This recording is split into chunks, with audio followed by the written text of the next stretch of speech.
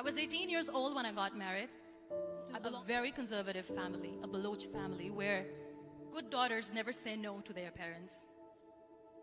My father wanted me to get married, and all I said was, if that makes you happy, I'll say yes. And of course, it was never a happy marriage. Just about after 2 years of getting married, about 9 years ago, I met a car accident. Somehow my husband fell asleep and the car fell in the ditch. He managed to jump out, saved himself. I'm happy for him. But I stayed inside the car and I sustained a lot of injuries. The list is a bit long. Radius ulna of my right arm were fractured. The wrist was fractured. Shoulder bone and collarbone were fractured. My whole rib cage got fractured. But that injury that changed me and my life completely was the spine injury. Many people came to rescue. They gave me CPR. They dragged me out of the car. And while they were dragging me out, I got the complete transection of my spinal cord. Those 2.5 months in the hospital were dreadful. I was at the verge of despair. One day, doctor came to me and he said, well, I heard that you wanted to be an artist, but you ended up being a housewife. I have a bad news for you. You won't be able to paint again. Next day, doctor came to me and said, your spine injury is so bad, you won't be able to walk again. I took a deep breath and I said, it's all right. Next day, doctor came to me and said, because of your spine injury and the fixation that you have in your back, you won't be able to give birth to a child again. That day, I was devastated. I started to question my existence. Why am I even alive? So what kept me going was, one day I asked my brothers, I know I have a deformed hand, but I'm tired of looking at these white walls in the hospital and wearing these white scrubs. Bring me some colors, bring me some small canvas. I want to paint. So the very first painting I made was on my deathbed, where I painted for the very first time. What an amazing therapy it was. Without uttering a single word, I could paint my heart out. I could share my story. People used to come and say, what lovely painting, so much color. Nobody could see the grief in it. Only I could. And that day I decided that I'm going to live life for myself. I am not going to be that perfect person for someone. I am just going to take this moment and I will make it perfect for myself.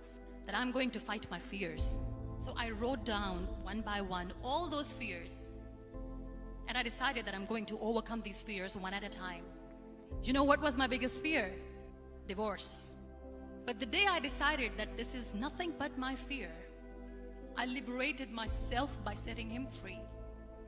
And I made myself emotionally so strong that the day I got the news that he's getting married, I sent him a text that I'm so happy for you and I wish you all the best. And he knows that I pray for him today. Number 2 was, I won't be able to be a mother again. And that was quite devastating for me. But then I realized there are so many children in the world, all they want is acceptance. So there is no point of crying, just go and adopt one. And that's what I did.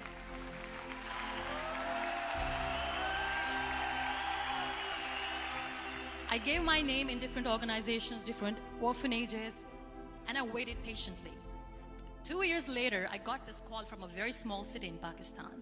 I got a call and they said, are you Muniba Mazari? There is a baby boy and would you like to adopt? I could literally feel the labor pain. I said, yes, I am going to adopt him. I am coming to take him home. And that day, I was 2 days old, and today he's 6. You know, when you end up being on the wheelchair, what's the most painful thing? People think that they will not be accepted by the people because we, in the world of perfect people, are imperfects. So I decided to appear more in public. I started to paint. I have done a lot of modeling campaigns. I decided that I'm going to join the national TV of Pakistan as an anchor person. I became the National Goodwill Ambassador for UN Women Pakistan, and now I speak for the rights of women, children. I was featured in BBC 100 Women for 2015. I'm one of the Forbes 30 under 30 for 2016. So when you accept yourself the way you are, the world recognizes you. It all starts from within.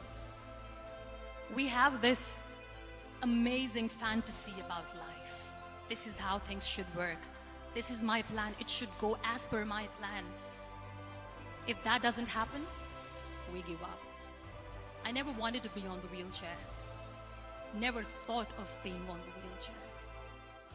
This life is a test and a trial, and tests are never supposed to be easy. So when you are expecting ease from life, and life gives you lemons, then you make the lemonade, and then do not blame life for that.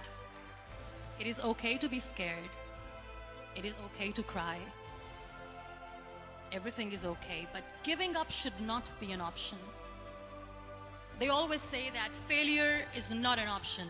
Failure should be an option, because when you fail, you get up, and then you fail, and then you get up, and that keeps you going. Embrace each and every breath that you are taking. Celebrate your life. Live it. Don't die before your death. Real happiness lies in gratitude. So be grateful, be alive, and live every moment.